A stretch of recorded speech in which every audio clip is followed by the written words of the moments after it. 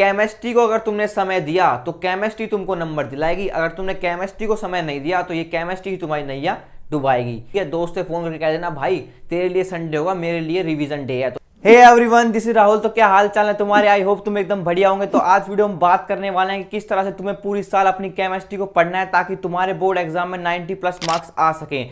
दोस्तों मैं तुम्हें एक बात बता दूं, केमिस्ट्री एक ऐसा सब्जेक्ट है जो तुम्हें समय दोगे केमिस्ट्री को तो तुम्हें मार्क्स देगी। अगर तुमने केमिस्ट्री को समय नहीं दिया तो यही केमिस्ट्री तुम्हारी नैया डुबा देगी। मैं आपको बता दूं, जो सबसे ज़्यादा परेशान करती है ना बच्चों को बोर्ड एग्जाम के लिए और अदर एग्जाम के लिए, कॉम्पिटिशन एग्जाम के लिए, वो सबसे ज़्यादा बेकार लगती है बच्चों को केमिस्ट्री, क्योंकि बच्चों को समझने की तरीका नहीं पता किस तरह से बच्चों केमिस्ट्री को पढ़ना होता है। तो आज वीडियो में तुम्हें प्रॉपर कंप्लीट प्लान बताने वाला हूं, तो आप सभी से ये रिक्वेस्ट रहेगी कि इस वीडियो को एंड तक जरूर देखना।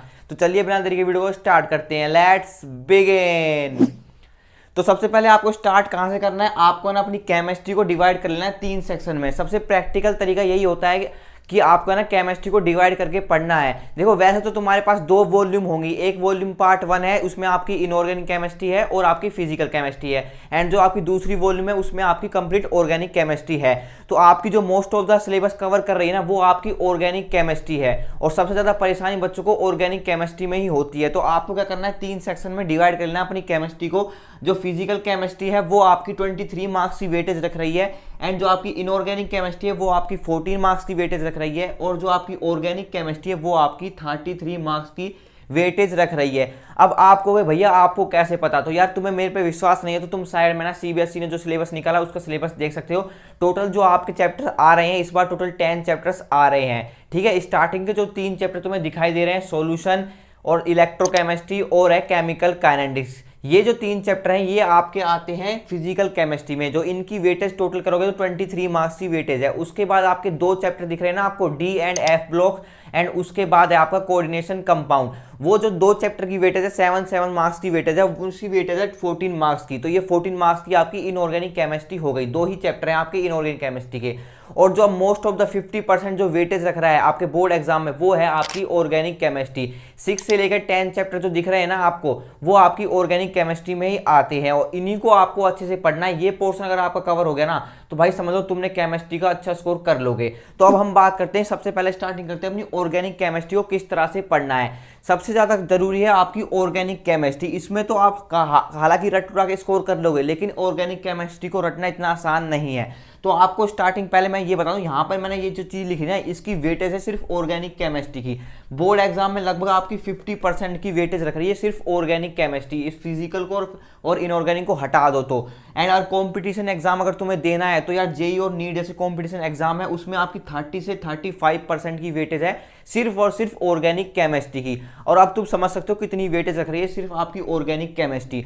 तो अब तुम्हें इसको पढ़ना कैसे है वो सुनो ध्यान से। तो अगर तुम्हें केमिस्ट्री का कुछ नहीं पढ़ा था क्लास 11th में तो यार तुम्हें क्या करना है, बोर्ड एग्जाम में अगर तुम सिर्फ बोर्ड एग्जाम देना चाहते हो तो तुम्हें ना इतनी झंझट नहीं पालना पड़ेगा। तुम सिंपली ना क्लास 12th की केमिस्ट्री से स्टार्ट कर सकते हो। लेकिन अगर तुम्हें कॉम्पिटिशन एग्जाम देना है जैसे कि जेई और नीट, तो यार तुम्हें ना थोड़ा ना 11th की केमिस्ट्री को समझना पड़ेगा। 11th की केमिस्ट्री अब तुम्हें पूरी केमिस्ट्री नहीं समझनी पड़ेगी, सिर्फ तुम्हें ऑर्गेनिक केमिस्ट्री पढ़नी पड़ेगी। 11th की केमिस्ट्री में सिर्फ आपके 2 ही चैप्टर थे ऑर्गेनिक के, वो होते चैप्टर नंबर 12 और chapter number 13, general organic chemistry और हाइड्रोकार्बन चैप्टर। अगर वो चैप्टर तुम्हें कंपटीशन देना है तो तुम्हें वो चैप्टर पढ़ लेने हैं। ऐसा मैं क्यों कह रहा हूं, देखो उसके बिना तुम्हें ना 12th की ऑर्गेनिक बिल्कुल भी समझ में नहीं आएगी, ऊपर से हवा में से जाएगी। लेकिन तुम्हें बोर्ड एग्जाम सिंपली देना चाहते हो यार तो तुम तो कोशिश कर लोगे। तुम्हें सिंपली जो बोर्ड एग्जाम में इतने हाई लेवल क्वेश्चन नहीं आते, simply point two point question आते हैं तो तुम अटेम्प्ट कर दो। लेकिन यार मैं आपसे सजेस्ट यही करूंगा कि आप पहले ना बेसिक अपना स्ट्रॉन्ग कर लो, तभी आपकी बिल्डिंग भी पूरी की पूरी स्ट्रॉन्ग बन जाएगी, ठीक है, मजबूत बिल्डिंग तैयार हो जाएगी। देखो अगर तुम्हें यही नहीं पता होगा कि ऑर्गेनिक केमिस्ट्री का बेस क्या है तो यार तुम बिल्डिंग तक कैसे पहुंचोगे, तुम अपनी बिल्डिंग कैसे तैयार करोगे। तो सबसे पहले तो आपको ये कर लेना कि जो बेसिक टर्म ना उनको पढ़ लेना। जैसे कि आपको सब्स्टिट्यूशन रिएक्शन क्या होता है, बच्चों को ये नहीं पता होगा। एडिशन रिएक्शन क्या होता है, एलिमिनेशन रिएक्शन क्या होता है, जीओसी क्या होती है, आइसोमेरिज्म क्या होता है, हाइड्रोकार्बन चैप्टर अगर तुमने पढ़ा है तो तुम समझ पा रहे हो मैं क्या बोल रहा हूँ। अगर तुमने नहीं पढ़ा है तो तुम्हारे सर के ऊपर से जा रहा होगा। तो ये बेसिक चीजें हैं, ये इंट्रोडक्शन है, जीओसी जो नामकरण करे थे हमने आईयूपीएसी नेम, वो तुम्हें जरूर पढ़ लेने, तभी तुम्हें मूव करना है है 12th की ऑर्गेनिक केमिस्ट्री पे। ठीक है, इतना तुम कर लेना, ये जो मैंने टर्म बताई है ये जरूर पढ़ना, सिर्फ 2 ही चैप्टर तुम्हें अच्छे से पढ़ लेने हैं। उसके बाद तुम्हें स्टार्टिंग कैसे करनी है, सबसे पहले ऑर्गेनिक केमिस्ट्री का स्टार्टिंग करनी है तुम्हारी हेलो अल्केन और हेलो अरीन चैप्टर से। ठीक है, जो स्टार्टिंग 6 चैप्टर दिखाया था मैंने साइड में, उससे स्टार्टिंग करनी है। नेक्स्ट वॉल्यूम का पहला ही चैप्टर है, जो आपकी पार्ट 2 है उसका पहला ही चैप्टर है। तो हेलो अल्केन और हेलो अरीन को स्टार्टिंग करने से पहले सबसे इंपॉर्टेंट बात तुम्हें क्या ध्यान रखनी है, आपको ना एनसीईआरटी टेक्स्ट बुक को अच्छे से रीड करना है। और ऑर्गेनिक केमिस्ट्री में जिसने प्रैक्टिस नहीं करी वो लास्ट में बहुत ज्यादा प्रॉब्लम फेस करने वाला है, क्योंकि ऑर्गेनिक केमिस्ट्री प्रैक्टिस से ही आती। सिंपल अगर आपने एक बार पढ़ लिया तो यार तुम्हें ना 3 दिन बाद सारा भूल जाओगे, तुम्हें याद नहीं रहेगा। तुम्हें लिख लिख के रिएक्शन प्रैक्टिस जरूर करनी है ऑर्गेनिक केमिस्ट्री के लिए। और ऑर्गेनिक केमिस्ट्री के लिए तुम्हें नोट्स जरूर बनाने हैं। जिस बच्चे ने नोट्स नहीं बनाए वो भी यार लास्ट में काफी सफर करने वाला है। नोट्स जरूर बनाने ऑर्गेनिक केमिस्ट्री के, तो खासकर क्योंकि रिएक्शन जितना तुम नोट्स बनाओगे ना उतना तुम लिखोगे, तुम्हारे माइंड में सेट होती रहेंगी चीजें कि क्या कौन कौन सा रिएजेंट यूज हो रहा है और कौन सा फंक्शनल ग्रुप यहाँ पर यूज हो रहा है। तो ऑर्गेनिक केमिस्ट्री के लिए इसलिए मैं ये बता रहा हूँ, ऑर्गेनिक केमिस्ट्री में सबसे ज्यादा मेहनत करनी तुम्हें। ये तो यार बहुत आसान है, इसको सिंपली तुम कर लोगे। ठीक है, ऑर्गेनिक केमिस्ट्री में सबसे ज्यादा माथापच्ची करनी पड़ती है और यही ऑर्गेनिक केमिस्ट्री बच्चों को फेल करवा देती है। तो तुम्हें ऐसी गलती बिल्कुल भी नहीं करनी है, तुम्हें ऑर्गेनिक केमिस्ट्री को स्टार्टिंग से ही अपना स्ट्रॉन्ग करके चलना है। ठीक है, इस तरह से तुम्हें ऑर्गेनिक केमिस्ट्री को करना है, समझ गया। प्रॉपर नोट्स बनाने हैं और प्रॉपर उसकी रिवीजन करनी है और प्रॉपर क्या करना है, प्रैक्टिस करने क्वेश्चन। ठीक है, लिख लिख के देखना है। अब मूव करते हैं अपनी इनऑर्गेनिक केमिस्ट्री के लिए। देखो इनऑर्गेनिक केमिस्ट्री के तुम्हें ज्यादा झंझट करने की जरूरत नहीं है, सिर्फ 2 ही चैप्टर हैं तुम्हारे इनऑर्गेनिक केमिस्ट्री के, डी एंड एफ ब्लॉक वाला और दूसरा है आपका कोऑर्डिनेशन कंपाउंड वाला। सिंपली इसमें है ना एक बार आपको रीडिंग करनी है। ठीक है, एनसीईआरटी टेक्स्ट बुक की रीडिंग करनी है और क्वेश्चन फ्रेमिंग करना स्टार्ट करना है। खुद ही क्वेश्चन फ्रेम स्टार्ट करो। इनऑर्गेनिक में जितना तुम खुद से क्वेश्चन पूछोगे ना उतना ही तुम्हारा कंसेप्ट बिल्ड होता जाएगा। इनऑर्गेनिक में तुम्हें ना रीडिंग जरूर करनी है, इन बिना रीडिंग के इनऑर्गेनिक आपको अच्छी समझ से नहीं आएगी, क्योंकि रीडिंग जब करोगे ना तुम्हारे खुद ही माइंड में क्वेश्चन फ्रेमिंग स्टार्ट हो जाएगी। और इसके बाद तुम्हें रीडिंग करने के बाद एक है ना वन शॉट लेक्चर इसके देख लेना कंप्लीट 2x की। एक बार पहले रीडिंग कर लेना, कंसेप्ट ओवरव्यू ले लेना, उसके बाद स्पीड बढ़ा के वन शॉट में इनके लेक्चर कंप्लीट देख लेना। ठीक है, और नोट्स इसके बना चाहो तो बना सकते हो, लेकिन है ना सिंपली रीडिंग जरूर करना। रीडिंग मोस्ट इंपोर्टेंट है इसके लिए, इनऑर्गेनिक के लिए तो खासकर बता रहा हूं। ठीक है, रीडिंग करने के बाद तुम जो इन टेक्स्ट क्वेश्चन होते हैं वो सोल्व कर लेने हैं, इन टेक्स्ट क्वेश्चन। उसके बाद जो आपकी बैक एक्सरसाइज होती है वो सोल्व कर लेनी है। बस ये 2 चैप्टर तुम्हारे कंप्लीट हो जाएंगे, पक्के हो जाएंगे मुट्ठी में। उसके बाद तुम्हें इन 2 चैप्टर की तरफ देखना भी नहीं है, भूल कर भी देखना। जब तुम्हारे हाफ ईयरली के एग्जाम आएंगे ना, जब तुम्हें इनको रिवाइज करना है, बस इतना ही करना है तुम्हें। इनऑर्गेनिक केमिस्ट्री में आपके 14 मार्क्स कंफर्म हो जाएंगे। उसके बाद हम मूव करते हैं फिजिकल केमिस्ट्री के। फिजिकल में आपके 3 चैप्टर हैं। स्टार्टिंग में मैंने बताया था सॉल्यूशन, इलेक्ट्रोकेमिस्ट्री और केमिकल काइनेटिक्स, ये 3 चैप्टर हैं। देखो अगर तुमने क्लास 11th में मोल कंसेप्ट अच्छे से पढ़ा था तो तुम्हें प्रॉब्लम नहीं आएगी। ठीक है, और तुम्हें सॉल्यूशन चैप्टर है ना उसमें मोल कंसेप्ट के बिना तुम्हें समझ में नहीं आना। अगर तुम्हें मोल कंसेप्ट क्लियर है तो यार तुम सॉल्यूशन चैप्टर को स्टार्ट कर सकते हो। अगर तुम्हारा मोल कंसेप्ट वीक है, तुम्हें बेसिक टर्म पता होना चाहिए, मोलर मास क्या होता है, मोलिकुलर फॉर्मूला क्या होता है, ठीक है, और नॉर्मलिटी क्या होती है। उसके बाद तुम्हारा नेक्स्ट चैप्टर आएगा इलेक्ट्रोकेमिस्ट्री। इलेक्ट्रोकेमिस्ट्री काफी इजी चैप्टर है, उसमें तुम्हें ज्यादा माथापच्ची करने की जरूरत नहीं है। फिजिकली एक ऐसा पोर्शन है जिसमें तुम्हें सिर्फ फॉर्मूले याद करने हैं अच्छे से, बस बेसिक। तुम्हें एक बार एनसीईआरटी रीडिंग कर लोगे, उसके फॉर्मूले कंसेप्ट समझ लोगे और फॉर्मूले में तुम्हें वैल्यू पुट करनी आनी चाहिए। इतना ही सिंपल काम है। जो एनसीईआरटी टेक्स्ट बुक है ना वो तुम्हारे लिए ब्रह्मास्त्र होने वाली है केमिस्ट्री की। तो खासकर केमिस्ट्री की एक ऐसी बुक है जिसमें तुम्हें रेफरेंस बुक की जरूरत नहीं पड़ेगी। एनसीईआरटी को घोल कर पी जाना है। अगर एनसीईआरटी तुम घोल कर पी चुके, गटक चुके, तुम्हारे अंदर पच चुकी है एनसीईआरटी पूरी, ठीक है, उसके बाद तुम्हें रेफरेंस बुक कर सकते हो। अगर तुम्हारी पहले एनसीईआरटी पेट में नहीं गई है, तुम रेफरेंस बुक उठाने जा रहे हो, तो पहले भाई एनसीईआरटी को तो पचा लो, उसके बाद रेफरेंस बुक को लेना। ठीक है, अब हम बात कर ली फिजिकल केमिस्ट्री कंप्लीट। तो अब हम आते हैं कुछ जरूरी बात। यहाँ पर मैंने जो लिख रखी है इनको आपको ध्यान से सुनना है और फॉलो करना है।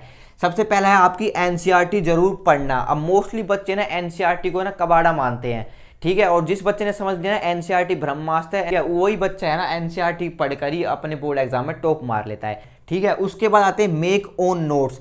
देखो ये सभी सब्जेक्ट के लिए फॉलो होते हैं। तुम्हें अपने खुद के नोट्स बना के चलने हैं। स्टार्टिंग में यार तुम्हें काफ़ी मेहनत लगेगी, तुम्हें लगेगा यार रद्दी में जाने वाली है, कुछ काम नहीं आएगी, एक फालतू में नोट्स बना रहा हूँ, तो यार तुम्हें स्टार्टिंग में ये लग सकता है। लेकिन लास्ट के टाइम पे जब तुम्हें रिवीजन के लिए ना ये नोट्स ही तुम्हारे काम आ रहे होंगे। लास्ट में तुम बड़ी बड़ी मोटी मोटी बुक्स नहीं पढ़ोगे, पूरा चैप्टर रीड नहीं करना पड़ेगा तुम्हें, है ना, सिंपली अपने नोट्स के थ्रू पूरा चैप्टर रिवाइज हो जाएगा। तो तुम्हें अपने नोट्स प्रॉपर बना के चलना है। उसके बाद है आपकी प्रैक्टिस PYQs पेपर। देखो केमिस्ट्री के लिए चाहे कोई भी सब्जेक्ट हो, प्रैक्टिस करना जरूरी है। प्रीवियस ईयर क्वेश्चन पेपर, आपका जो सैंपल पेपर आया उसमें भी आपके प्रीवियस ईयर से काफी क्वेश्चन आए हैं, तो आपको ना उसको भी एनालाइज करना है। नेक्स्ट पॉइंट हमारा यही है, एनालाइज सैम्पल क्वेश्चन पेपर, जो आपका लेटेस्ट सैम्पल पेपर रिलीज हो चुका है, तुमने डाउनलोड नहीं करा तो डाउनलोड कर लेना, उसको एनालाइज करते चलना है। जैसे फॉर एग्जाम्पल के लिए आपका सोल्यूशन वाला चैप्टर कंप्लीट हो गया फिजिकल में, ठीक है, उस चैप्टर को अच्छे से कंप्लीट करने के बाद तुम्हें सैम्पल पेपर को एनालाइज करना है कि इस सैम्पल पेपर में सोल्यूशन चैप्टर में से किस टाइप का क्वेश्चन आया है। अगर तुम्हारा सोल्यूशन कंप्लीट हो गया है तो तुम्हें सैम्पल पेपर खोलना है, उसमें देखना है कि मैं कैपेबल हूं, कर पा रहा हूं सोल्यूशन वाले चैप्टर को, जो क्वेश्चन आया है उसको नहीं कर पा रहा हूं। अगर नहीं कर पाए हो तो यार तुम्हें लगना है कि मेरे कुछ ना कुछ कमी रह गई है, मुझे दोबारा से चैप्टर पढ़ना चाहिए। तो उसके बाद जैसे जैसे फॉरवर्ड मूव करोगे चैप्टर पे, जैसे कि तुमने सोल्यूशन पढ़ लिया, उसके बाद इलेक्ट्रोकेमिस्ट्री पढ़ोगे, फिर तुम्हें इलेक्ट्रोकेमिस्ट्री का क्वेश्चन देखना है, इसमें सैम्पल पेपर में कौन सा क्वेश्चन आया है उसको एनालाइज करना। अगर तुम्हें से क्वेश्चन बन जाता है तो उस तरह के क्वेश्चन तुम्हें यहाँ प्रीवियस ईयर क्वेश्चन में ढूंढने स्टार्ट करके प्रैक्टिस कर देनी है। तो इतना तुम्हें जरूर कर लेना है। उसके बाद है रिवीजन बहुत जरूरी है। देखो ये जो मैंने मार्क कर रखा है रिवीजन बहुत जरूरी है, मैंने डब्बे में इसलिए बनाया क्योंकि ये सच में यार बहुत ज्यादा जरूरी है। तुम्हें ना वीक में 2 दिन रिवीजन देनी है, सिंपल 2 दिन रिवीजन देनी है। पूरी डेली रिवीजन यार तुम नहीं कर पाओगे, बाकी अदर सब्जेक्ट भी हैं, सैटरडे दे दो, संडे दे दो। अब कहोगे भैया यार हम तो संडे को घूमने जाते हैं, वहाँ जाते हैं, यहाँ जाते हैं, ठीक है, अपने दोस्तों के साथ घूमने जाते हैं, और या फिर फिल्म देखने जाते हैं, मूवी देखने जाते हैं, अभी स्टार्टिंग में इतना बर्डन क्यों दे रहे हो भैया हमें। तो यार मैं बता दूं, तेरा दोस्त तो यूं कहेगा भाई कल संडे, कल घूमने चल रहे हैं, लेकिन तुम्हारे लिए वो संडे नहीं है, तुम्हारे लिए है वो रिवीजन डे, ठीक है। दोस्त से फोन करके कह देना भाई तेरे लिए संडे होगा, मेरे लिए रिवीजन डे है। तो तुम्हें ना संडे को अपनी रिवीजन करके रखनी है, अपना डे डिसाइड कर लेना, संडे या सैटरडे, 2 दिन वीकेंड वाले डिसाइड कर सकते हो। सैटरडे और संडे को मैं सिर्फ रिवीजन करूंगा, ठीक है, अपना रिवीजन वाला डे रखूंगा, चाहे केमिस्ट्री का करो, चाहे पूरे सब्जेक्ट का, जितने भी सब्जेक्ट है तुम्हारे पीसीएम भी जो भी तुमने ले रखा है उसके रिवीजन अपना डे डिसाइड कर लेना। दोस्त से कह देना भाई तेरे लिए संडे होगा, मेरे लिए रिवीजन डे है, ठीक है। रिवीजन तुम्हें जरूर करनी है, बिना रिवीजन के तुम्हें सब कुछ भूलने वाले हो। तो ये जो बातें बताएंगे तुम्हें ध्यान रखनी है, और आप सभी से ये रिक्वेस्ट है कि इसको है ना अपने दोस्तों में जरूर शेयर कर देना जो कहता है तुमसे कि भाई कल संडे, कल घूमने चल रहे हैं। आई होप आपको वीडियो हेल्पफुल लगी हुई है। ऐसे हेल्पफुल कंटेंट के लिए आप चैनल को सब्सक्राइब कर सकते हो। तो see you in the next video, तब तक के लिए गुड बाय।